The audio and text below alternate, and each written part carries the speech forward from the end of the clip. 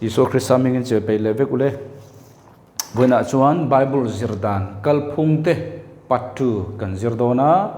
kan hunga khan patuan kan zir to a atlang pui kan la thoka dik taka then thu tak thu dik taka then ti kha tlang pui thun kan la thoka buena ro chuan dik taka then chi kha chip chiar doin kan kal dona ni chu anita a ole ti hian kan fiat he turin kan han tar lang le anga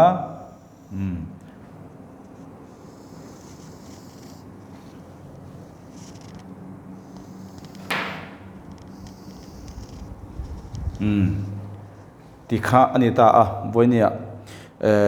chuan chiriat to oma voinia chuan chili chau kan zir thei dona chan chu a sei lutuk dona wangin kan ti thei don lova chu wangin voinia chuan chiriat jinga chili kan zir don ni ti kha ma sa in hreta ila a thome chu ni ta a kan bible chang in ha kha kan the renganga thon ni timothea bong ni chang som panga study to sow thyself bible hi zero English Bible version dang po en ula study ti khana mang tlem khop mai achan chu thil dang na mang ta achan chu pathian thui zir turani Bible school kal turati ti na ni chong lo ne study turani engwangin mo Bible hi diktaka rightly divide diktaka thu tak thui kan thena ngai ta chu wang kan Bible chang in ha kha thon ni Timothea bung ni chang som panga khani ti kha kan thrianga rightly divide khani hi topin tai om don lo chu voi ni chuan kan hnunga kan zir kha chiar deuh hlekin kan kal don ani chip chiar tak chu ni don lowa mar chu kan Bible zir tur Bible zir dan kal phung te ti ne na in mila chip chiar kan soina khan ta a chip chiar ta ro chu dispensational salvation a khan ko soi to a chu kha chip chiar tak ani ole chu wangin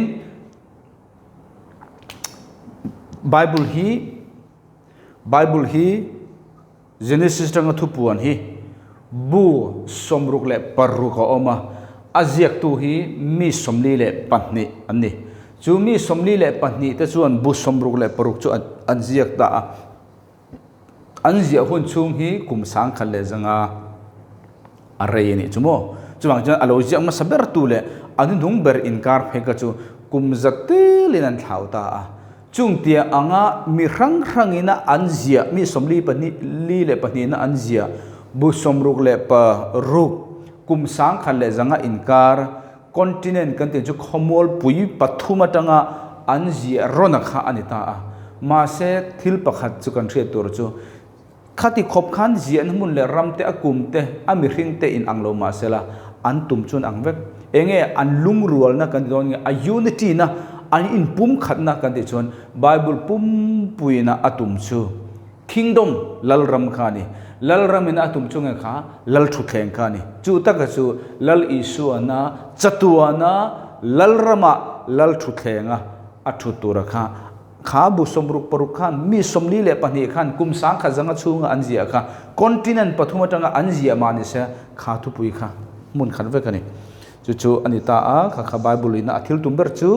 mi hring tan chon chan damna kan ti thit anjiak thau chan damna khama se alai pui ber alai rila nelo atum ber chu kingdom khania kingdom ine tum chu throne lal thu thleng khani chu da vidan lal thu thleng lal isu na chatuana thut na tur khani ole chu ni ta chu wangin rightly divide diktaka Bible then diktaka thu tak thu then ti kha kan in ha na nia chu da chuan mundang apo kan soi to thawa video a khan voine chuan Bible kha content don ta ni tu chu Bible content don a Bible abung le chang song khan chu ni ta a chu da chuan Genesis bung khadatanga mo Genesis bung khadatanga bung thuma hian thuthung kan tek chu thuthung pani covenant pani kan putani Genesis bung khadatanga bung thumin kara chung chu enge kan ti chuan chu ta chuan eng le enge kan hmu kan ti chuan Genesis bung khat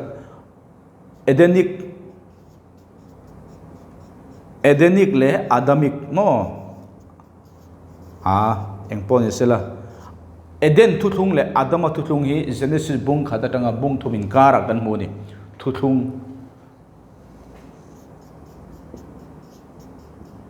thuthung kan ti chu pahni intiam na khani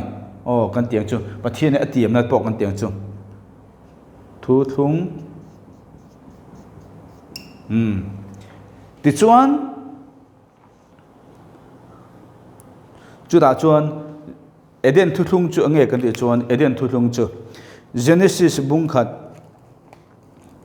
Genesis bung ni chang som paruk Genesis bung ni chang som paruk ka chuan chu tu na kan cher tur hi Eden thuthung ani Genesis bung ni chang som paruk ka chuan entingeti tin lalpa pathian chuan mi hring hne na chuan huana thing tin reng ra te hi idu du in I ei theye huana thing tin reng ra te idu du in ei theye chang som pasarina achia le atha hriat na thing ra ero hi chu I ei tur ani lo I ei chuan I ei ni la lain I thing ei tur ani ti in thuwa pe a kha Edenic thuthung anti Eden huan thuthung ani chu enge ni kha ei su ati kha ei lo tur ei ro ati chu ei tur khani kha Eden thuthung ani ta Genesis bung ni chang som pakhada kha Genesis bung ni chang som prok le som pasari khani chu da chuan Adama thuthung om vele ta Adama thuthung chu nge kan ti chuan an tluk to hnuwa mo Adama tluk to hnuwa enge kan ti chuan Genesis bung thum chang som pali le som panga khani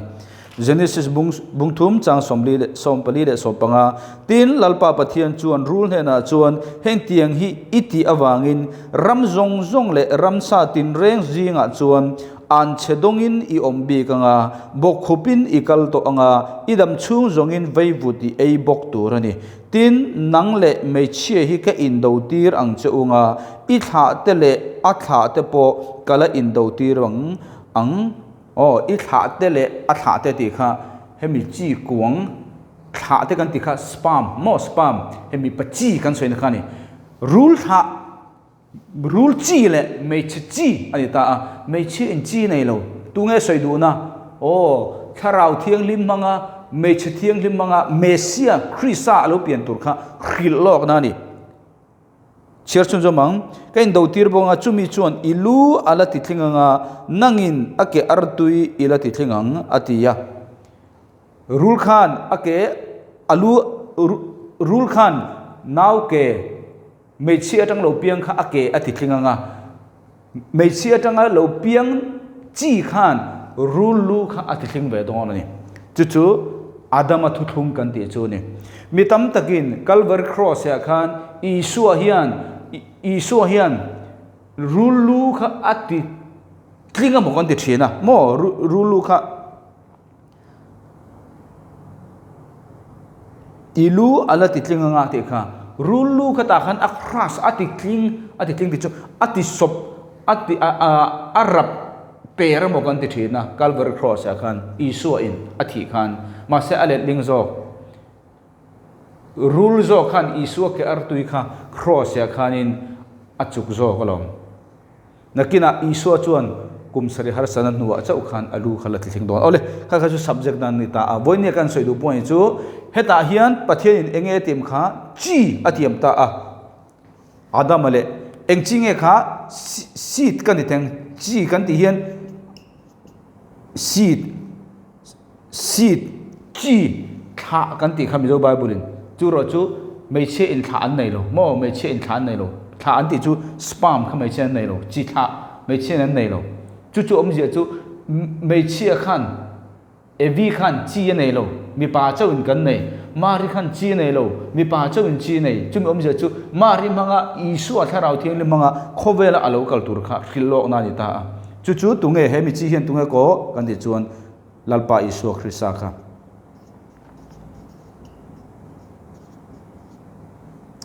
Isu ti mai teng a sai li tuk lo nan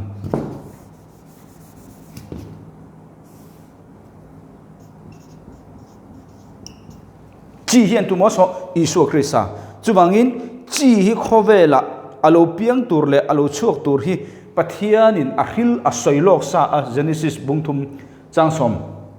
pali le som panga khan chu ta tanga setana athil tumber chu chi isu krista kha khovela local thailo tura malakha athil tumber ani chu Bible kan mu ta trewa isu pian don point naute tha in oma chu mai pon le lovin rule khan setana khan mei chi kha ati chetani khamo Genesis bungru ka te pathian fapa ta chuan ati kha pathian fapa te ti kha adama seta fa te pon lo mo tu fa ma ne lo pathian vantir ko mirhinga insiam vantir ko sual mirhinga insiam te kha soina ni chu zobabu te kan cherin kan munga juda te kan cherin kan munga ba bula khan pathian fapa te ti kha vantir ko te ti kha kan thre thei mai ome chu hi Genesis bung khata tanga bung thumin kara then khata ni chu a then ni na chu nge ka ti chon Genesis bung li tanga Genesis bung som pani thleng kha khata khan thu thlung pani kan mule a tu le tunge kan ti chuan Noah Abrahama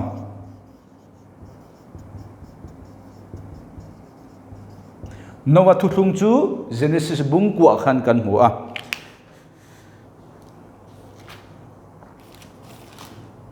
Noah ne na pathian thu thlung Genesis bung kwa chang khata chuan tin pathian in Noah le afapa te chu mal asoma an ne na chitam tak tha a lopungin le hi lua khadro u nangma ni kha kha ni mai ro se Noah thu thlung chu khoya mo Genesis bung kwa a Abrahama thu thlung kan kal vele dona voinen Noah thu thlung hei Bible a hian i thu thlung tuna kan soi hi Noah thu thlung chu chumi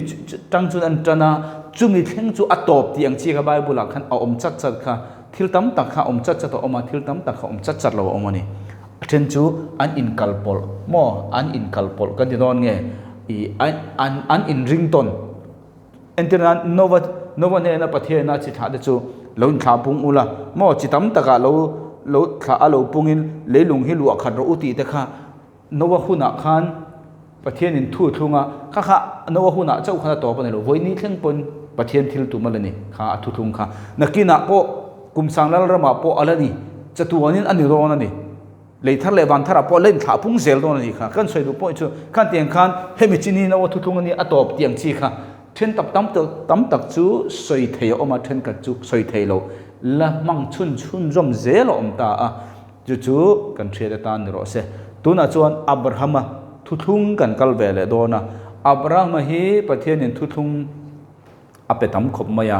chu voinia chuan chungjinga chuan chini thum kan kal dona avai ro chuan kan kal don lo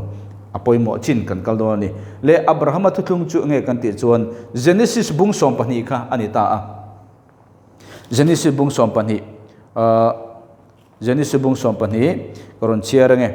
tin lalpan Abraham ne na chuan I kholama ta le ilai chin ho zinga ta le ipa ina ta chuakla ram kale en tir tur lama kalro ti chuan chiro pui taka kasia mangchenga pathian nge ti atiam kha Abraham kha chiro pui nation kan tiang chiro pui han ti khan aboi thlake nation chiro puya ram ro puya kan ti don nge tha ro puya kan ti don nge kasia mangche ti ni kha pathian na ane na thuthung Abraham khan engma ti angai lo Abraham ani awang ringot khan achan tuk turan he chu unconditional covenant anti wang ommi alwa thuthung ani Abraham ne na pathian na thuthung tu na kan zir he Abraham khan aswala mo engma angai lo Abraham ne na pathian na soito chon Abraham ni chungnong chu he thleng top don chu unconditional thuthung unconditional covenant bei seilet omlo phulo thuthung kan ti don nge chu ni le apani na che chu jom leang malpo ka somang chenga iming ka tiro pui bokang tin nangmal som na iniang tin nangmal som na niang che ta hian mal som ti jong mal som tiam bok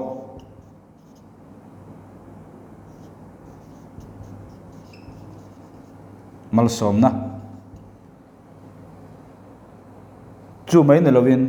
chang thum na khan kan share du ka chang tumna kan share duwa tin mal som sak tu piang chu mal ka somanga an chelo tu che chu an chia ka lo ang nang ma a chuan le nam tin an la thovengang atia atita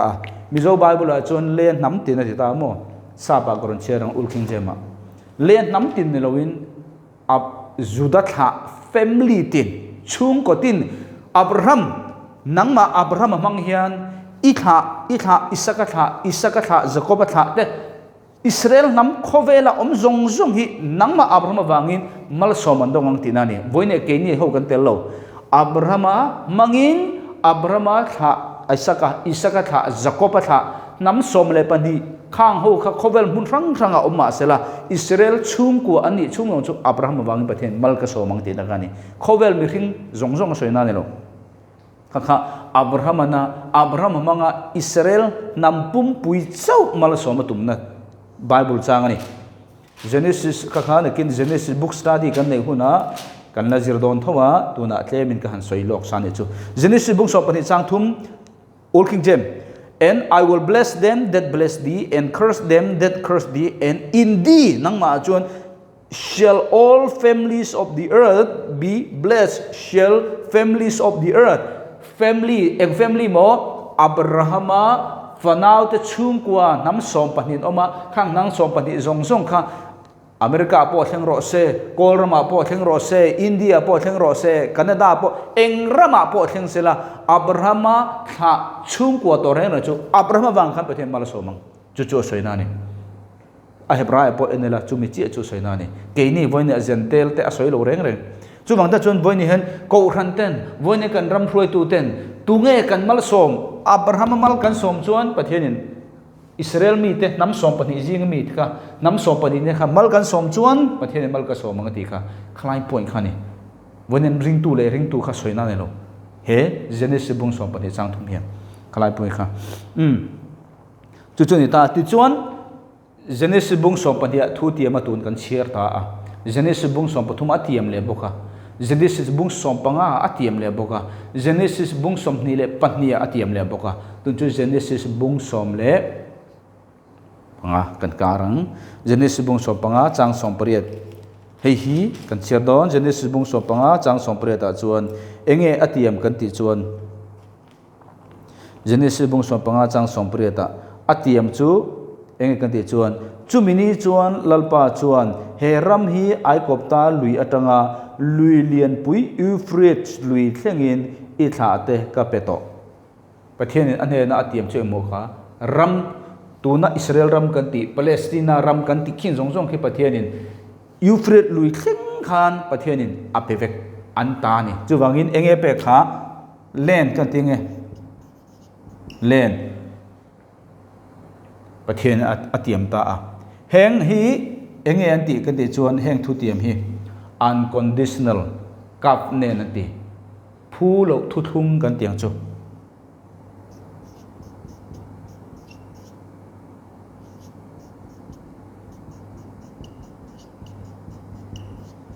chan le wang om lo ni abraham khan eng ma ti ngai lo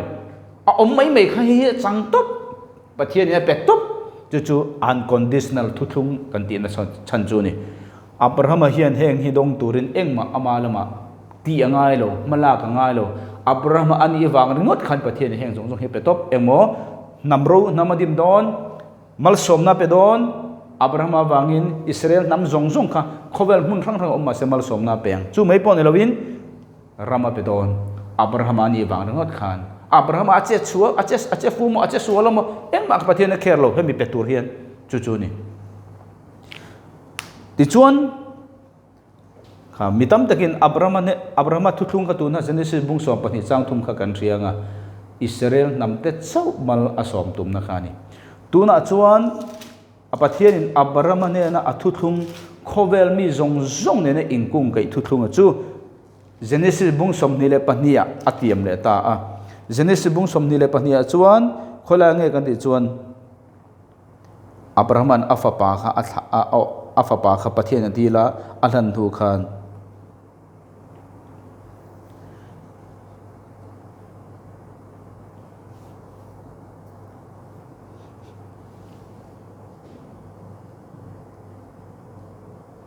Genesis bung som ni le pani chang som parian Genesis bung som ni le pani chang som parian ka thu I oi ta ka wangin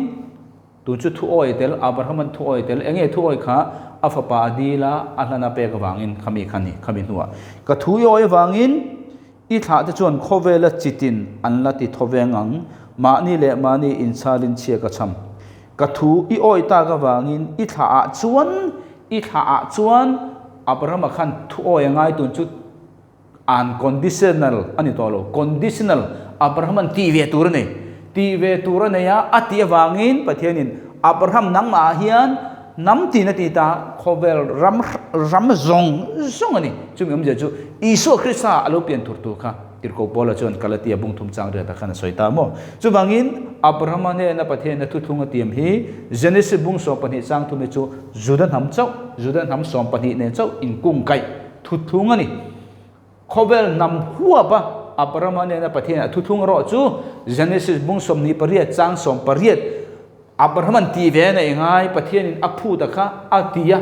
chu wang ta chuan Abraham kal tlangin Mesia Isu Krista khovel alo kalanga chu mang chuan khovel nam tin te mal som kan don tur thu kalatia bung thum chang re da po chu nem he ni kha ole kha ni ta kha ni ta akan kan du tok ri potang tu ti chuan engelo omle ta kan ti chuan apathum na chu Genesis bung som pathum atanga Exodus bung som pakwa thlengkha ani ta ni ta hian eng thu thung ma pathian siam lo Genesis bung som pathuma Exodus bung som pakwa thlenga hian pathian in eng thu thung ma apeto lo Abraham thu thung kha ringal char ta a chu da chuan tu chan chin nge kan mu kan ti chuan Juda pathian in chi alo pian turin Isu Krista khowela alo kalna turin malama tan anei to a Genesis ate ta hian kaina le abela po an thatto kaina kha setanami zia kai mo kaina kha setanami zia kai ni chu bangin abela kha athatta a chu in thana chi lo piang tur setanana aphal lo zia in thana thlengta Genesis bungruk a chuan pathian fapa te chuan mi hring fanu te kha achan chu me chene na khan I tha le rula tha kha ala in do pir tur kha soi sia chu wang ta chuan setan na chuan rul chuan ama do tu tur sit chi kha aka me sia kha me che thiang lima tanga lo piang tur ka pian thai lo tur block kha ana pui ber ne ta Genesis bung ru ka phai chuan me chia mi hring fanu te me chia kha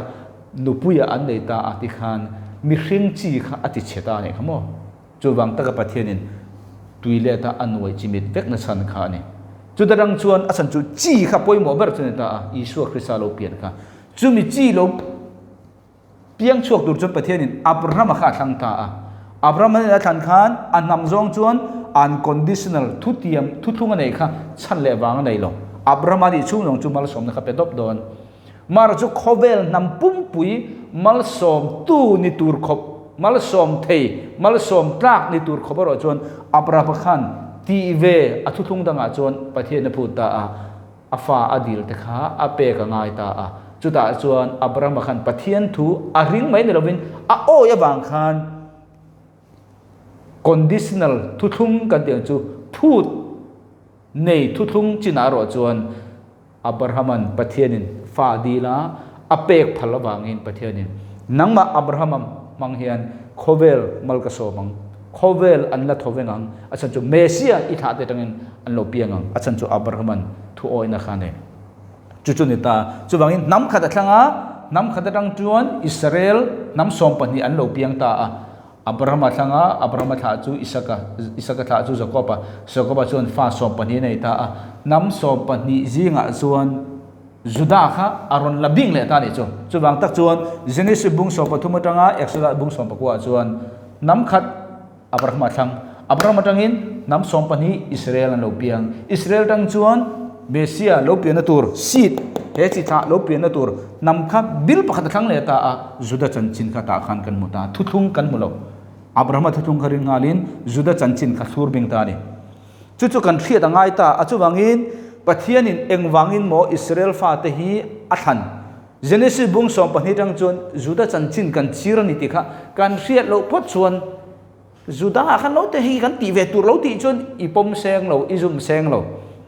chu bang ta chun rightly divide dik ta ka then kan ti poi mo na chun eta chu bang ta chun Pathian in engwang mo Judah ho kha than pakhana chun Isu Krista amangai bi wang ne lo an that ni wang ne lo Isu Krista seed Genesis bung thum chang som panga I tha te atia kha lo piang tur khan Pathian Abraham thang ta a chuwang ta chun Pathian a than na chan ka Isua ring tu tur namatan le khovela he Isu Krista hi mi zong na achan chin kan thria the tura Bible ziak tu tura ta na anam than te ni chu kan thria ta ngai ta chuwangin na china khan ka soito anam than te ni ta a enting e chu soi Judah Exodus Genesis bung som li le pakwa chang som Genesis bung som li le pakwa chang som Genesis bung som li le pakwa chang som koran chiarang lal tiang chu Judah laka lal tiang chu tu mo Judah laka lal tiang chu Judah laka abo lawanga rorel tu tiang chu ake karata abo hek lawang Silova local malo chuan Silova ti chu le mithiam na chuan Isua Mesia soina ni te Isua local malo chuan ti na tlukan ni chu nam tinin ama chu an oyang anita a chu wangin Judah tagin Isua khalo piang ta mo chu wang ta chuan Judah kha Pathian in lal tiang a peta a chu helal tiang chu tu mo Isua lo pian na khan lo mi nam som panhin nam som panhin jeng khan Judah kha aron lafir le ta a chu tak chu thupuan bunga changa chuan enting ati kha thupuan bunga changa chuan Isu kha khoi tanga lo piang ati kha thupuan bunga changa a tin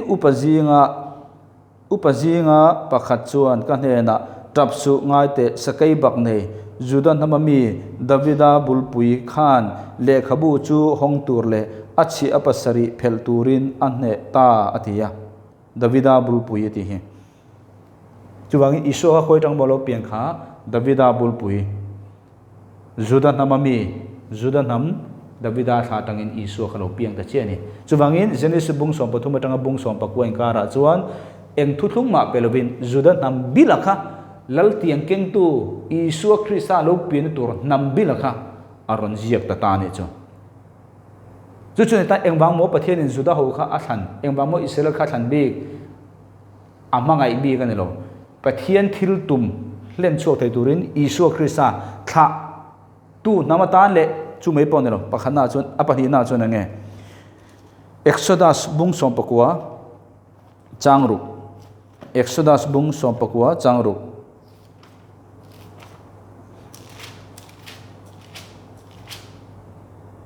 Exodus bung som pakwa changru tichuan katan puithiam puithiam chi nam thiang lim in ni ang ti in hrilang che heng thu hi Israel tha te ne na isoi tur chu ani atia Pathian ting ati kha Israel nam chu katan puithiam chi nam thiang lim in niang ati puithiam chu nge kha puithiam ena tho chu khovel le Pathian in kara palai ni Israel nam chu engmon ni kha khovel zentel le Pathian in kara Isu Krista min hrin saktu le Isu Krista chanchin kan thriat he tura he Bible ziak tu hi anni chumi awang chon nom Pathian in Israel hi than chuwangi Israel he Pathian in chatu anin thei hil don lo nang le kei po hen Israel chatu anin an chung kan lob na hi abang tur ni lo achan cheng ma mo Mesia min thin sak me ni lovin Mesia kan thriat the tura Bible min si sak tu he zu dami ve kan ni o kha kha ni ta ni chu o khalai kha kan fiat thai khati khan ka be se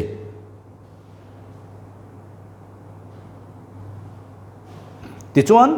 apathum na apalina pakhat pani pathum pali tu chu palina kan kai do na Genesis Exodus bung som ni tangin mathaya bung som ni le paruk khen kha Mosia thuthung kan di mo mosaic law an di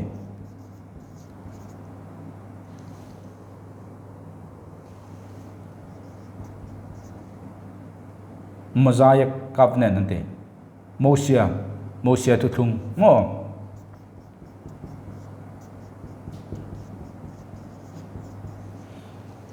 kan thria a Exodus bung som pakua chuan sinei tlang an lo thlenga Exodus bung som ne chuan pathianin dan so ma petani kha chu anita achu wangin pathi engkheng mo mathai bung som ni le paruk thleng kha khami kha Mosia dan ani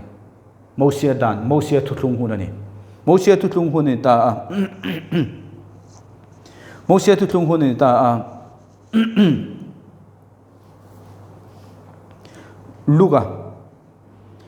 Luka bung som paruk chang som paruk Luka bung som paruk chang som paruk Luka bung som paruk chang som paruk a chuan entinge soi kan ti chuan dan le zol nei te thu chu zohanalo om thleng khan a oma chumi achina chuan pathian ram chan chin tha hi an thrila mitin an lut lui thewa dan le zol nei thu chu zohanalo om thleng khani dan le zol nei chu tu lo om thleng khan mo ati khabai burin Mosia dan kha Exodus setanga dan Mosia dan pe katanga mathai thleng Bible chuan baptist tu zohana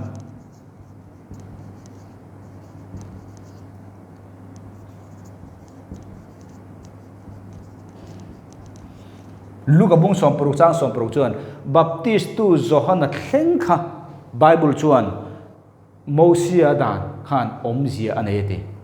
a Bible thu zong chuan ma se kan thre tur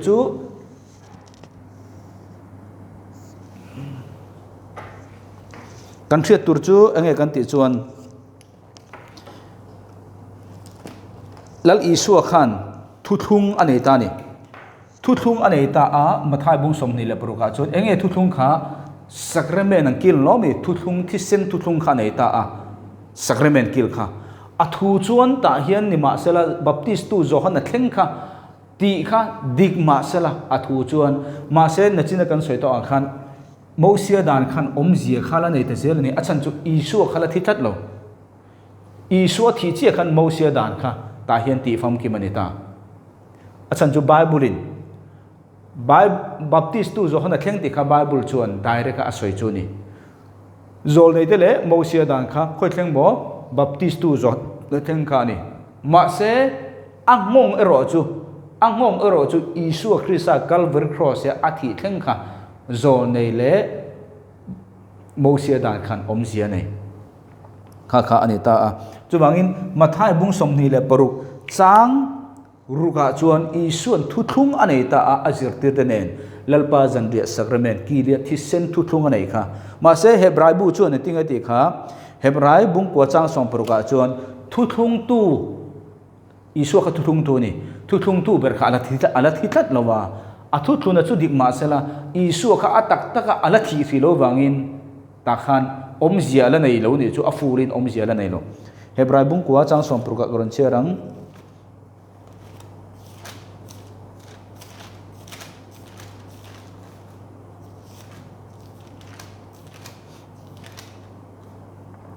Hebrai bung ko chang som le paruka thu ro chia om na apianga a chia tu thi na om ve lo thei ani si lo mizo Bible la chuan sa Bible hi kan keu le nge Hebrai bung kwa chang sompuru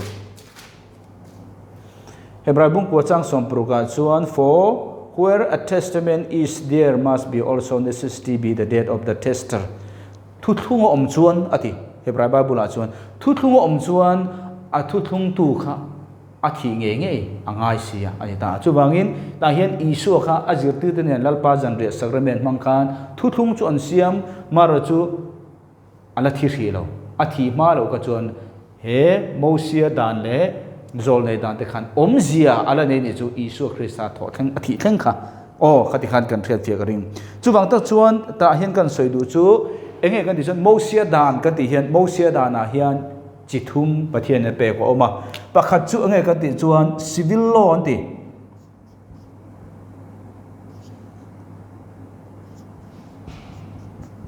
kan thriat thiam the turin khotlang dan ti mai tiang khotlang dan ani ta a khotlang dan chu mosia ne na pathian a pek civil law chu Israel mi te Judah mi te chau tan om zia nei khotlang dan kan siama kan khomi lo tan eng ma tang kai lo aban i huan pin dan hi chu tiang i ti tur ti anga civil law khani tlang au chu tiang tlang au chu hlo pek tur na tlang thok lo chu cheng za choi tur khan tiang khotlang in da na siam ang khani chu wang he civil law hi mi jong ta ni lo Israel mi ta chau ani chu mosia ne na pek pakhat na apani na chuan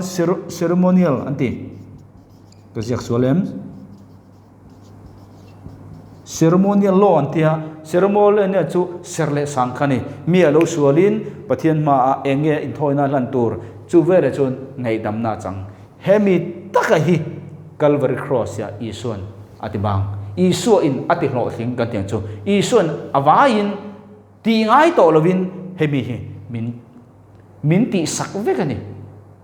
hei hi chu ti ngai lo Judami khotlang dan khani isuan Calvary cross ya atibang lo hei hi isuan cross ya ama in atibang kan ti khan atul lo ve ti lam na luin isuan heng jong song he ati hlo thing ati pui thin ti hani apathum na chuan moral law anti moral law kan ti chu atlang pui soi tala mosia dan som he ni top mai mosia dan som hi voinen ring tu de tan kan lamang rang turani mosia dan som ai chuan kan khrilar fm chu tual thasu ti te khani uire su ti te khani mosia dan oma wang hian uire hi asul ta ni lo tual tha hi asul ta ni lo mosia dan oma de in ei Genesis bungli akhan kaina le abel khan thadei to suan ani mosia oma de in Joseph khan uire kha sual ti khrei to chuwang ta chuan he mosia dan kan ti moral law hi voinia hian athara ni chuang lo mosia dan oma de to in uire te tual tha te ruk te hi asul ti hmin an threbek to achan chu chia le thakse nan ma ni an nei mosia dan zinga voinia keini ko khan huna kan ti velo tur chu kan tan om ji om lo chu kan na chine ka soi do kha mosia dan ti bang tual tha su ti ni tin sarmo na ngai lo tun ma pon a om reng tho voinia sa khodang dang pon an nei ve ma se voinia keini chu kan moral law kan nui tin nuna in te phung tur ne ta a kan soi du tak chu he ko khan hu ne ta a ko khan hu na ta na he mosia dan som zinga Bible ina Judami nivelo kan ti don nge ko khan te na kan ti velo tur chu kan tan om zia nei lo chu kan tiang chu ti kha sual chu ne lo iti lo pan sual chuang lo iti pan sual chuang lo ti na tlu ni enge kan ti chon sabat che hi ni mosia dan som hi voinia Christian te zinga alaman tlang reng chatuani man tlang don ti mai tiang o kum sang lal rama po tual tha chu sual le don tho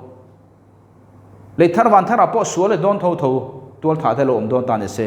ma se kan soi du ta ka chu voinia kan tan man tlak ve ka ni ma se kan tan ko khan tan he mosia dan jinga kan tan gentle le tan in kung kai lo chu enge kan de chun sabat che he ni adang chu voinia hen Christian kan ita ka bang tual tha kha poi lo ti na kha ni mi ano Christian kan ita ka bang uire kha poi lo ti na ni mi ano chuang lo pathian pakhat ma kha voini ko khan huna tan hen apoi lo ti kha anei lo tun ma po in mosia dan om ma po in apoi vek a om to nu a po apoi vek sa kho jong pon poin ti vek ma se chu mirwalin ke ni voina ko thande ta na he mo sia dana apum hlom jinga bible he thu thung thar ko than ta na tul to lo ati chu mi in an ti pon a poilo an ti ro pon a poilo ti chu sabat khani chu khoi bible ang hu tir ko de thil ti bung som panga he Jerusalem council ante achan chu tir ko de thil ti bung kwa bola piang thar to gentel te ta na chanchin thalo piang to chu da chuan juda ho kha Christian ma san lo ni sia an juda root si khan juda ti dan culture nen sertan tenen khati si khan messian ring ta a tir ko pola gentel ta na tir ko alo pian thar khan ani khan gentel ta na ngai lo ti kha aron vorlar ta a chumi thu buai chu tir ko thil ti bung a hian gentel juda ti dan in cho pol cho choroi hun lai khani chuwang ta chuan tir ko pola chuan Jerusalem council a khan kha sabat chungchang kha an relta a tir ko thil ti bung som panga kha Jerusalem council an thuthuk na ni edi somnga vela Jerusalem council na ya mosia dan som jinga hian voine keni ko hrande ta na mi inati po in ati lo po in poi mi ano chu sabat khani adang jong jong ka chu voine Christian kan ni po in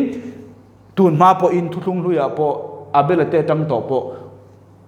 uire te sual sani nakina po sual del don Christian kan ni wangin uire kha poilo ta ne lo tual tha kha poilo ta ne lo poi zael mo ka kha ma se chu ta poilo chu sabat che khani chu ni ta a chu tir ko de thil ti bung som panga chang som ni pathum tang khan koron cher nge tir ko de thil ti bung som panga a sai viau don chuan ka du cher lawanga tir ko de thil ti bung som panga chang som ni pathum tang khan a sai li tuk don sia empon ni sela kha chu mani ina lo in cher phot mai te hu mani ina tir ko de thil ti bung som ni koron cher nge tir ko de thil ti bung som panga chang som ni pathum hi Jerusalem council ni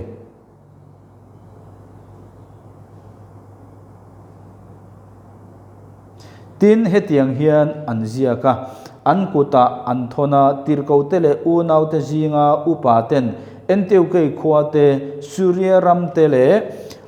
kilikia rama gentel u nau omte chibai an buka gentel u nau te ni chu Christian mo kan pol jinga mi tu ten emo thu soin anti boy chau a in rilru anti mang angti kan ria e an ne na thu engma kan pesi lova chu wangin thu khat wa a kan in khomin kan du tak barnaba le pola lalpa isua khrisa ming awanga thi don lo te kal rual hian mi thante in ne na ron kal tir ve tha kan tia chudi chuan juda le sila kan ron tir ani hi ani po in heng thu bok hi tongka in an thil ang cheu tharau thiang lim le ke ni in heng thu poimo lo hi chu phurit zual in chunga ngan lo ila atha kan ti milem biak na sa eite sathisen eite sare lum eite in ngai te bang ula kan ti heng hi in ban chuan in tan atha ang dam takin omro uti in chudi chuan an tirin an kala enteu kai khwa chu an juk thenga tin mipui an ko khoma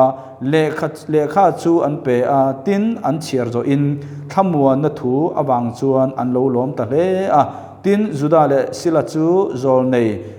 an ni boka thu tam takin unau te chu an thamwa na an tingeta tin chuta chuan reido an omnu in an mani tirtu te ne na hong le turin unau te chuan thamong takin an chua tir le ta a Paul le Barnaba ero chu enteke khwa chuan lalpa thuzir tir le khrilin an om renga midang tam tak ne tin ni engamo zat nuwa chuan Polan Barnaba ne na tuna kal le ila khotina lalpa thu kan thrilna apianga unau om te kha kan zel ila an omdan I enang ati a tin Barnaban zona marka anti chu an ne na ruai atuma Paula ero chuan ani chu an ne na ruai tha atilowa pam phulia rama an ma ni akir sana na tho na a an ne na akal ve tak lo awang khan ti chuan na satakin an in hel ta a chu ti chuan an in thena Barnaban marka chu an ne na ruaya kubra thaliar lama longin kalta a o kha an buaina juda Christian ten Gentile Christian kha an mani juda anga sertante ti khan pathianina mosian hena alo pe ang thap khan ti turinan phut tirko pol te khan anilove anita chuwangin Jerusalem temple an neita Jerusalem council an neita Jerusalem council chuan mi tirin Gentile Christian ten hena khan thun to soita chumi chu tirko pola chuan anem hena mangin Kolasa bung ni chang som pruka chuan Kolasa bung ni chang som pruka chuan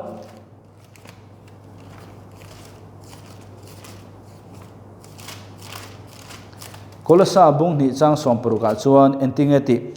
Kolasa bung ni chang som pruka chuan chudi chuan ei thua emo in thua emo kut ni thua emo thathar thua emo chol ni thua sabat ti nani chol ni ti ga sabat thua emo tu ma soisel che usu se chung chu thillo thleng tur te lim ani atak ero chu Krista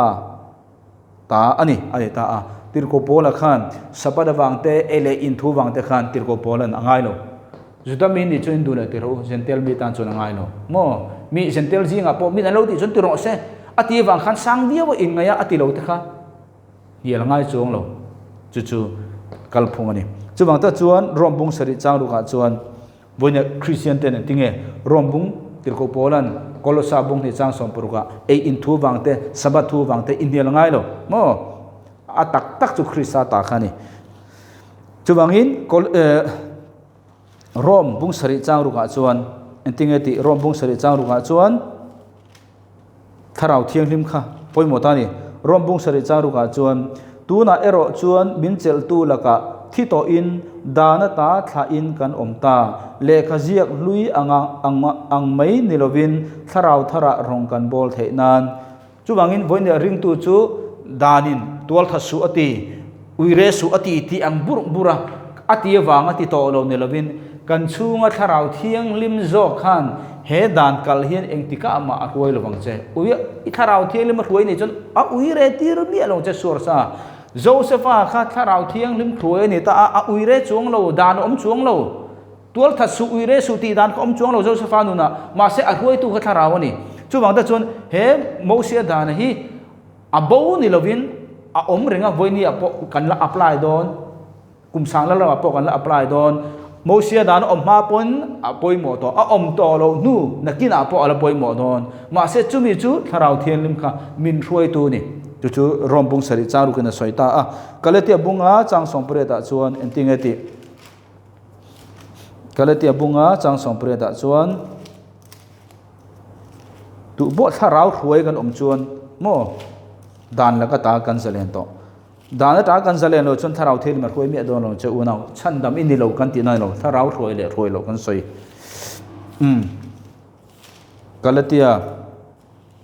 kalatia bunga chang songpre ta chuan entingeti kalatia bunga chang songpre ta chuan entingeti nima sela tharau ruai in om chuan dan noe chuan in om love danin tiro ati awanga ti in lowa tharau thiang lima ruai in wang zo khan tharau thiang lima ruai ni chuan heng dan kal heng la ma ruai lowang che ti kha boina kan zir jok chu ni ole kha ani le ta a chuwangin hela hianin Isu khan thuthung thar asiam ta alomi en thuthung thar thisena thuthung kan ti kha mase ka kha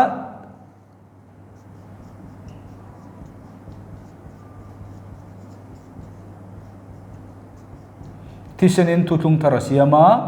azir tirtenen mathai bung som ni le paruka mase ama tak tak ala thi lo wangin he athuthung na khan om siala nei lowa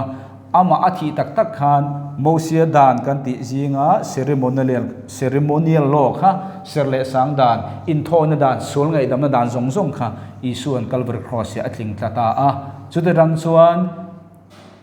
zol nei te le Moses dan kha he ceremonial law hi ta hian ti fam kimen omta chuta chuan ke ni ko ran huna he moral law hi lon ani chuang lo ma se sabat chi akha ke ni voini ta na chuan hemi hian omzia nei lo mi in alo mangani pon atha amang lo ni pon he ko ran huna hian omzia nei lo chu Jerusalem Council khan an thutuk na ania kolosa te tirko polan lekha tam takin anem hetani ti kha anita achuwangin voina kan thria tur chu wangin mathaya bu te le khabu bible kan share khan buthen khatam tak kan share khan kan boi tur om ta ni entiran mathai chu thum thara omlom ti ringot kha boi kha om thea entiran mathaya chuan mathai bunga atanga bungru bung sari chuan email ma i mai chamai kalin email ma rem ma support ro ti te khalo om ta a khai mai cham ikal don khoi mai cham ngai kal don biak in khamai chama ni lo nia mathai bunga tanga mai chama soite imit le lam i khor chuan o imit le lam pher la i ban le lam o tan hlok jok ti ang chi jong jong kha mathai bunga bung sari kha kum sanglal rammi dei tur ne juda hu ta ne ke ni tan ne lo di kha boine kan chian ngai ta chu wangin email ma rem ma support la mai chama local ro ti kha ani le engthil han ngei hlan don ani lo le khoi mai chama ngai kal don kan kha chuang lo om chuang lo achan chu juda ta da ne juda chu mai chama nei an mai chama khan thil lan tur bik an mani thil ti adana hlan turan nei chu choina ne voini ke ni ko khana chuan mi kha kan ngai dam top mi in min ngai dam ma dam lo ma ke ma ni la ma khan tu ma min phur tu lo min ngai dam kha kan ha to pani ti kha bible min zir tir dani ta chu wangin bible then khat kan zir khan bible then khat kan sir khan in kal ang don te kha kan mu the danga khata kan thriat tur chu mathaya bu te kan cherang mathaya bu imu khan mathaya chu enge kan ti chon transitional book an ti mathaya chu emo transitional book in thak theng na lekha bu ni enge in thak kha thu thung hlui tangin ot tanga nt thu thung thar in thak na ni mathaya bu hi chu wang thu thung thara omolom ti ringot kha tan chan tur ne lo mosia dan kham mathaya bung som ni le puruk thengin athu jong chuan Johana Baptist tu Johana lo om theng kha ani ati wangin kan poma asoi thla wang mar chu Isu Krista athi theng khan ngong nei achan chu ta hian thu thung ma sela athu thung tu khala thitlat lo chu wangin athu thung khan ta hian om zia la nei lo nei chu afulin Baptist tu Johana theng kha hei hian om zia nei ti ma sela Calvary cross athi tak ta ma lo chuan he dan he ceremonial law khan om zia la nei ta tak than chu Isu Krista cross athi na kha afam kim na ni chumo afu la thil jong afam kim na ni chu ama athil thleng re ka chu athu ina dik ma se afu lin la thleng dik lo hem mosia dan le zol ne dan po Johana thleng chu dik ma se afu lin la thleng dik lo achan chu tibang tu Isu la thitat lo Isu thu thung tar asiam mathai bung somni paruka azir tirenen dalpa jan de sacrament kelin ma se alathi tak lo bang kha po kha afulen la ne lo o khang kha ani ta chu wangin mathai bu chu thu thung hluil tatanga thu thung thar in transis na ni in thak thleng na bu ni chu wang ta chuan thu thung thar ani lom tia pong ham tam lu tu ka pom lak vek itum chuan kan boi chia ti chuan tir ko ti thil ti kan chia lenga tir ko ti thil ti po ange tir ko ti thil ti po transitional book ani enge transitional juda atangin gentle te ne thak theng na ni juda atanga gentle te kha kan thial le ngai chu wang he ta hian mu mal thiran nei lo chan chu thil in kal phung in thak theng don lai ani tir ko te thil ti po juda ti da atangin gentle te da in thak theng don lai bu ani chu wangin thil kha chi rang kha kan munuk nuk no ni kha ta kha kan thliar lo chuan juda mi nge gentle mi nge enghun nge ti kan thliar lo chuan ti ko ti thil ti omlom kan ti nga chu ko ran tam tak kan lo dar na khani apathum na chuan hebrai bu chu nge kan ti chuan ko ran hun khan ki na rep charani don ko ran hun atangin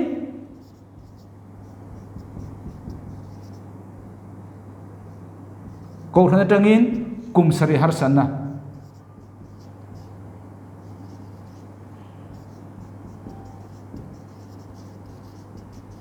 kami khan thak thang na boni chu ni ta chu wangin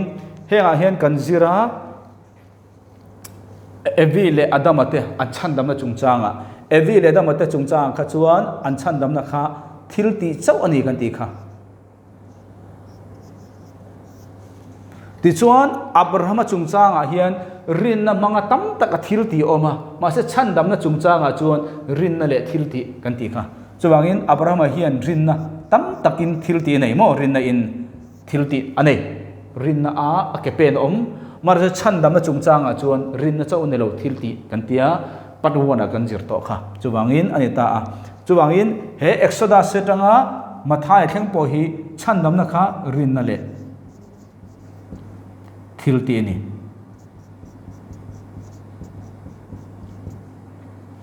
keini ko hrane ro hi chu enge ni kha rin na awanga khongai na chandam kan ita a keini hi enge kan ti chuan ro matanga Filimona tirko pola le kha thon khani ro matanga Filimona khani khongai na